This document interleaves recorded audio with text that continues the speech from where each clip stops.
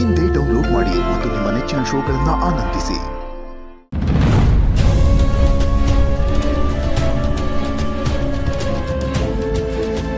ಅಕ್ಕ ಇವತ್ತೇ ಹೋಗ್ಬೇಕಾ?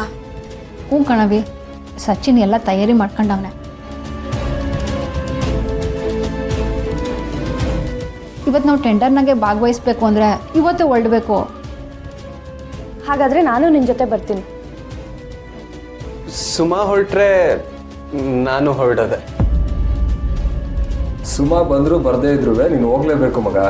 ಸಾನಕಲ್ಲಿ ಹೋಗಿ ಏನೇನು ರೂಲ್ಸ್ ಫಾಲೋ ಮಾಡಬೇಕು ಅಂತ ನೀನು ಅವ್ರಿಗೆ ಹೇಳ್ಕೊಡ್ಬೇಕು ಕಲ.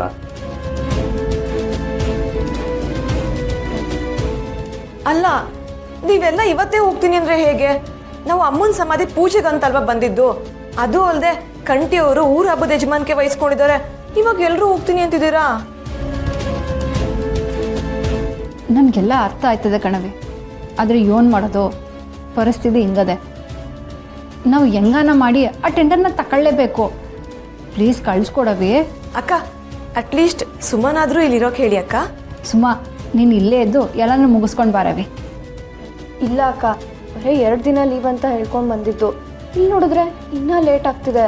ಆಮೇಲೆ ಕೆಲಸದಿಂದ ತೆಗೆದ್ರೆ ಏನು ಮಾಡಲಿ? ಎಲ್ಲರೂ ಹೋದ್ರೆ ನಿಜವಾಗ್ಲೂ ನನಗೆ ಬೇಜಾರಾಗುತ್ತೆ. ಪ್ಲೀಸ್ ಬೇಸರ ಮಾಡ್ಕೋಬೇಡ ಕಣವಿ. ನಿನ್ನ ಜೊತೆ ಕಂಟಿ ಗಂಗಣ್ಣ ಎಲ್ಲರೂ ಅವರಲ್ಲ. ಅವ್ರು ಇರ್ತಾರೆ ಅಂತ ನನಗೆ ಗೊತ್ತು. ಆದರೆ ನೀವೆಲ್ಲ ಇದ್ದಿದ್ರೆ ಪೂಜೆ ಹಬ್ಬ ಎಲ್ಲ ಒಟ್ಟಿಗೆ ಸೇರಿ ಮಾಡ್ಬೋದಿತ್ತಲ್ವಾ? ಲೈಫ್ ಟೈಮ್ ಒಳ್ಳೆ ಮೆಮೊರಿಯಾಗಿ ಉಳ್ಕೋತಿತ್ತು. ಈ ದಿನ ನಿಮ್ಮೂರ್ನಾಗಿದ್ದಿದ್ದೆ ಒಂದು ಒಳ್ಳೆ ಸಿಹಿ ನೆನಪು ಕಣವಿ. ಈ ಕೆಲಸ ಬಂದಿರಲಿಲ್ಲ ಅಂದಿದ್ರೆ ನಾವು ಎಲ್ಲನೂ ಮುಗಿಸ್ಕೊಂಡೇ ಹೋಯ್ತಿದ್ದೋ. ದಯವಿಟ್ಟು ಬೇಸರ ಮಾಡ್ಕೋಬೇಡ. ನಾನು ಈ ಟೆಂಡರ್ನ ತಗೊಂಡು ಆ ಸೊಕ್ಕಿದ ಕುರಿ ಕೊಬ್ಬನ್ನ ಕರಗಿಸಿ ಈ ಕ್ಯಾಂಟೀನ್ಗೆ ನಮ್ಮ ಅವ್ವನ ಹೆಸರನ್ನ ಇಟ್ಟು ಪುಟ್ಟಕ್ಕನ ಹೆಸರನ್ನ ಮೆರೆಸ್ಬೇಕು. ನಂಗೆ ಒಳ್ಳೇದಾಗಲಿ ಅಂತ ಶುಭ ಕೋರವಿ. ಖಂಡಿತ ನೀನು ಅನ್ಕೊಂಡಿರೋದು ಹಾಗೆ ಆಗುತ್ತೆ. ಆದರೆ ನೀವೆಲ್ಲ ಹೋಗ್ತಿರೋದು ನಂಗೊಂಥರ ಸಂಕಟ ಆಗ್ತಿದೆ. ಪುರ್ಸಿ, ನೀನಾದರೂ ಇಲ್ಲೇ ಇರ್ತೀಯಲ್ವಾ? ನಾನಾ ಮೊದಲೇ ಕದ್ದೋಡ್ ಬಂದೀವ್ನಿ.